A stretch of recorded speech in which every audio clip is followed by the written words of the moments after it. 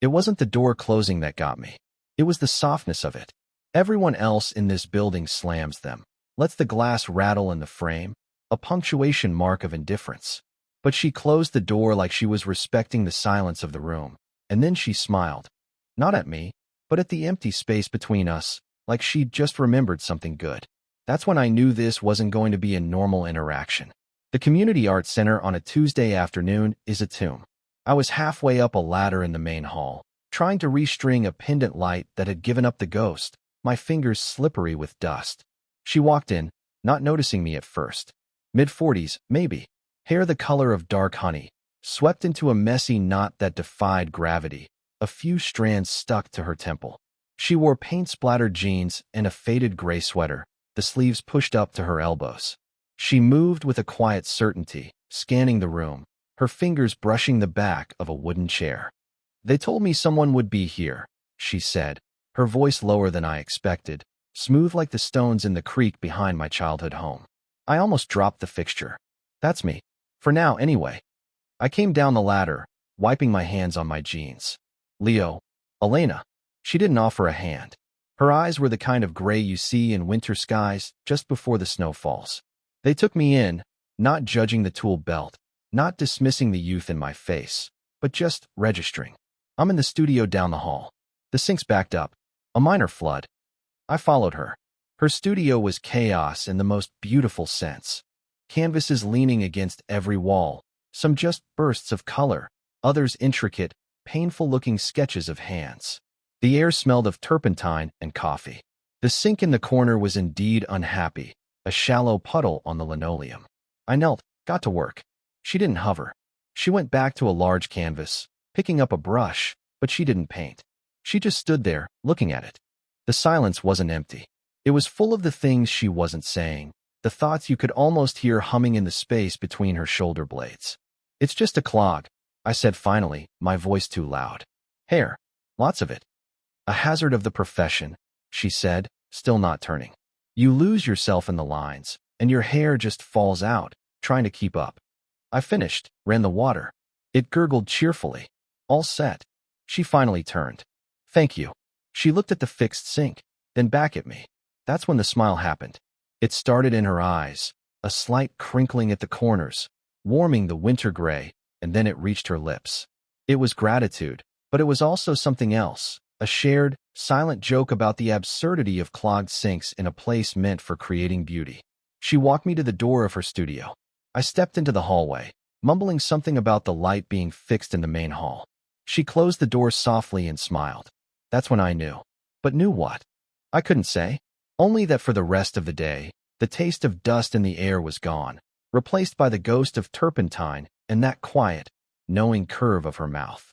I found reasons to be at the Arts Center. A faulty outlet in the ceramic studio, a squeaky door hinge near the kiln. My boss, thrilled at my sudden dedication, didn't question it. Elena was often in her studio. I'd see the slash of yellow light under her door. Sometimes I'd knock with a flimsy excuse, checking the thermostat in here, and she'd just nod, waving me in without looking up from her work. She was always guarded, a fortress of quiet concentration. I'd become an expert in the landscape of her back, the tense line of her shoulders as she mixed colors. I talked too much, filling the silence with chatter about the building's dodgy plumbing, the weather. She'd offer single-word replies, or a soft That wasn't quite agreement, just acknowledgement that sound was happening. Then, last Thursday, I noticed her hands. They were usually steady, assured. That day, they trembled. Just a slight, constant vibration as she tried to tape a canvas. She caught me looking and curled them into fists, shoving them into the pockets of her smock. "Rough day?" I asked, the question hanging clumsily between us. She let out a breath that was almost a laugh, but devoid of any humor. You could say that. She didn't elaborate. Instead, she walked to the window, her silhouette framed against the gray afternoon. "My son," she said, the words seeming to cost her something. "He's 16. He told me this morning I try too hard. That my artistic melancholy is embarrassing." She said the last two words in a voice not her own, a mocking, teenage tenor. The vulnerability in the room was so sharp I could feel it on my skin. She wasn't just a painter. She was a mother, adrift. "He's 16, I said, my voice softer than I intended. Everything is embarrassing at 16. Even breathing.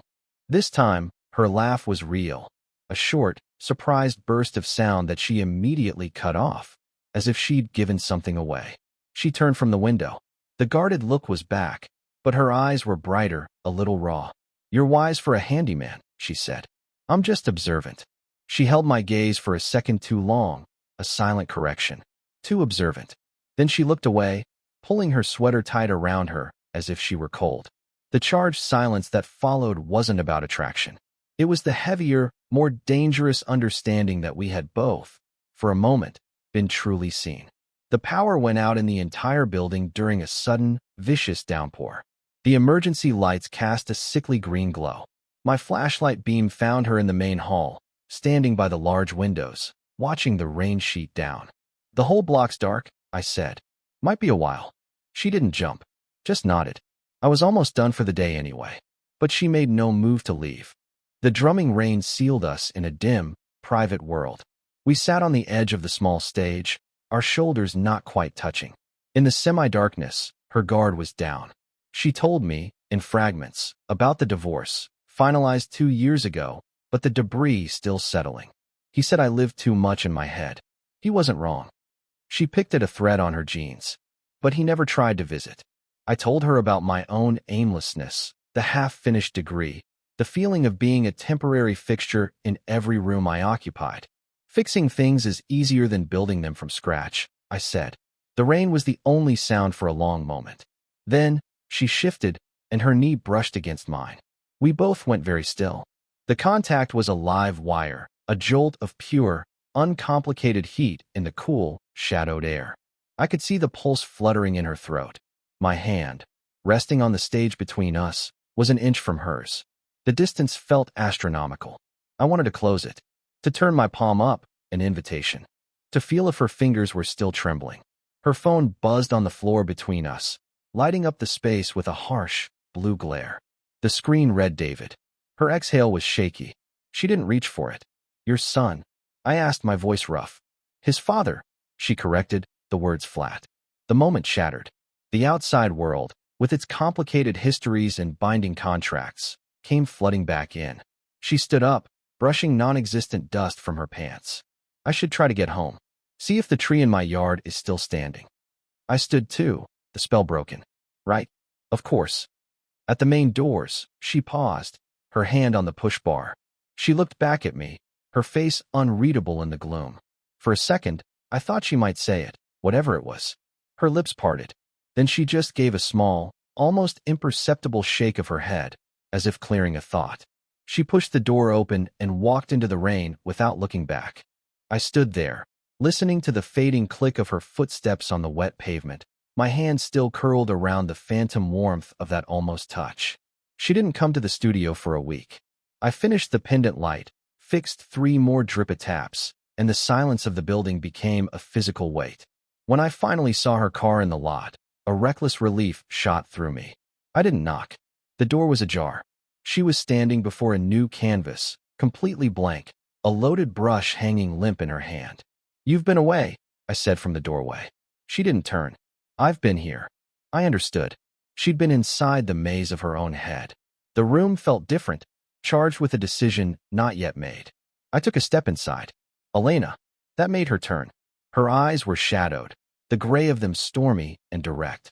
She looked at me, really looked, as if seeing me for the first time since the power outage.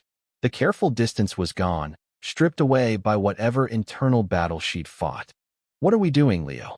Her voice was a scrape of sound, utterly exhausted. It wasn't an accusation. It wasn't a flirtation. It was the pure, unvarnished question that had been hanging in the air between us for weeks. It asked about the lingering glances, the shared silences, the way my presence had become a fixture in her solitude. I had no good answer. All my prepared, easy phrases died. "I don't know," I whispered, the truth leaving me defenseless. "I'm 20 years older than you." She said it like a fact, like reading a verdict. "I have a son who finds my existence mortifying. I have an ex-husband who calls to discuss lawn maintenance as a form of psychological warfare." She took a step toward me, the brush still in her hand, a splatter of crimson paint on her wrist. "And you?" You show up with your quiet eyes and your competent hands, and you see me. And it feels, she trailed off, shaking her head, unable or unwilling to finish. It feels like what? I prompted, my heart a frantic thing against my ribs. It feels like a lifeline, she confessed, the words so soft they were almost swallowed by the room. And that's not fair. To either of us. The silence that followed was the loudest thing I'd ever heard. It was full of everything we wanted and everything that stood in the way. The canvas behind her was a stark, empty white, waiting for a first stroke that would change everything. She finally looked down at the brush in her hand, then dropped it onto the cluttered table with a dull clatter. I think you should go, she said, not meeting my eyes. And I think you shouldn't come back. The line wasn't delivered with anger, but with a devastating, final tenderness. It was the kindest cruelty I'd ever known. I obeyed her. For 3 days, I didn't go near the art center. I painted my own apartment, a mindless, punishing task. The smell of latex was a poor substitute for turpentine and coffee. On the 4th day, my boss called. The motion sensor lights in the back corridor by the studio are going haywire, blinking all night. The security guy's complaining. It wasn't her studio. It was the corridor. I told myself it was just a job. I went after hours, when the building was empty. The lights were indeed flickering, casting a strobe-like pulse through the long hall. As I worked on the fixture, I saw a sliver of light under her door. She was there. I finished, the corridor now steady and bright. I stood there, a coward in my own skin, knowing I should walk away. But I had to pass her door to leave. As I did, it opened.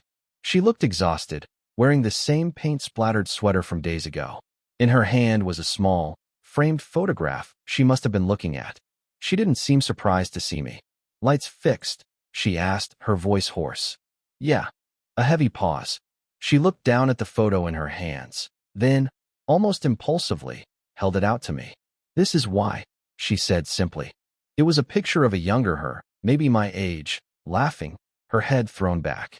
Her arm was linked with a young man who had a kind, open face and my exact shade of messy, dark hair. The resemblance was a physical blow. It wasn't just the hair, it was the posture, the way he tilted his head as he looked at her. His name was Ben, she said, watching my face as I saw it. My brother. He died in a car accident when he was 24. She took the photo back, her thumb stroking the glass over his face. You have his energy, his quiet way of just being in a room. It's not your fault. It's just a fact. The revelation didn't feel romantic. It felt profound and terribly sad. I wasn't a fantasy or a lifeline. I was an echo. I'm not him, I said, the words feeling inadequate. I know, she whispered, a tear finally escaping, tracing a clean line through the dust on her cheek. That's the hardest part. She didn't retreat back into her studio. She just stood there, holding the photograph between us, a silent testament to a love that had already known its ending. The seismic shift wasn't in the revelation itself, but in the shared, quiet devastation of it. The understanding that some longings are for ghosts, and some people are loved not for who they are, but for who they faintly, heartbreakingly, remind us of. The photograph changed everything, and yet, nothing. The ghost was named. It sat with us in the hallway, acknowledged. I came back the next day, not as an echo, but as myself. I brought 2 coffees. She was sanding the edge of a canvas, the sound a soft, rhythmic whisper. I set her coffee on the work table. She didn't thank me. She just stopped sanding, picked it up, and took a sip. A truce in a ceramic cup. We didn't talk about Ben. We didn't talk about her son, or my aimlessness, or the 20-year chasm on a calendar. We talked about the light. How the afternoon sun hit the brick wall of the opposite building and cast a perfect, warm rectangle on her studio floor. We talked about the best brand of charcoal, the futility of painting clouds, the strange comfort of a repetitive task. I started coming by every afternoon. Sometimes I'd just sit on the battered sofa she dragged in, sketching in an old notebook while she worked. The silence wasn't charged anymore. It was spacious. It allowed us both to breathe. One Thursday, she was struggling to stretch a new canvas, her fingers slipping on the pliers. Without a word, I got up, took them from her, and braced the wooden frame against my body. She pulled the canvas taut, her knuckles white. We worked in tandem, a series of small, efficient movements, her feeding the staple gun, me applying pressure. Our hands brushed. Once, twice. It wasn't electric. It was warm, incidental, human. When it was done, a perfect, blank expanse, she exhaled, wiping her forehead with the back of her wrist. She looked at the canvas, then at me, her gaze clear and direct. "It's just us here, Leo," she said. It wasn't a question. It was a statement of fact, a quiet clearing of the air. No ghosts, no past, no future. Just this room, this moment, two people who had run out of reasons to stay apart. I nodded. "I know." She leaned forward, not to kiss me, but to rest her forehead gently against my shoulder. A gesture of utter fatigue and profound surrender. I went still, then lifted a hand and let it come to rest, with infinite care, on the back of her head, my fingers touching the messy knot of her hair. We stood like that for a long time, in the middle of the cluttered room, holding the weight of a decision we hadn't voiced but had finally, inevitably, made. The collapse wasn't dramatic. It was a slow-motion fall into a space that had been waiting for us all along. It was the quiet finality of a shared breath, the solid reality of her weight against me, and the silent, mutual agreement that this, for now, was enough. It's been a year. Not a fairy tale year. A real one. There have been awkward dinners with her skeptical friends, and one profoundly uncomfortable encounter with her son, who now just nods silently at me from behind his phone screen, which, she assures me, is progress. There have been days where her grief for Ben is a tangible presence in the room, and I've learned to just make tea and wait for it to pass. I've gone back to school, for myself this time. I still fix things at the arts center. But now, I often eat my lunch in her studio, our shoulders touching as we look at her latest work. She's painting in brighter colors lately. Not happy ones, necessarily, but braver ones. We don't talk about love in grand terms. It's not a raging fire. It's the reliable heat from a banked stove. It's in the way she automatically hands me the peeled orange segments, keeping the pith for herself. It's in the way I now know the specific curve of her spine when she's worried in her sleep, and the exact pressure of my hand that eases it. She taught me that love isn't about fixing someone, but about witnessing them, their cracks, their history, their quiet triumphs, and choosing to stay, respectfully, in the same room. I think I taught her that an echo can become its own, distinct sound, that a reminder of the past can, with care, become part of a present. The other day, I was rehanging a door in the main hall, the one she used to close so softly. It swings perfectly now, silent and true. She walked through it, came to stand beside me, and surveyed my work. "A good job," she said, that same low, smooth voice. "It just needed the right attention," I said. She smiled then, the full, warm one that starts in her eyes. She didn't close the door.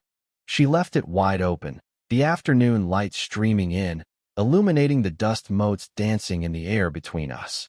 She simply took my paint-stained hand in hers, her thumb passing over my knuckles, a silent, steady punctuation to our story. It's not an ending. It's a threshold, and we're walking through it, together. If this story made you feel something, let me know in the comments. Would you want more stories like this?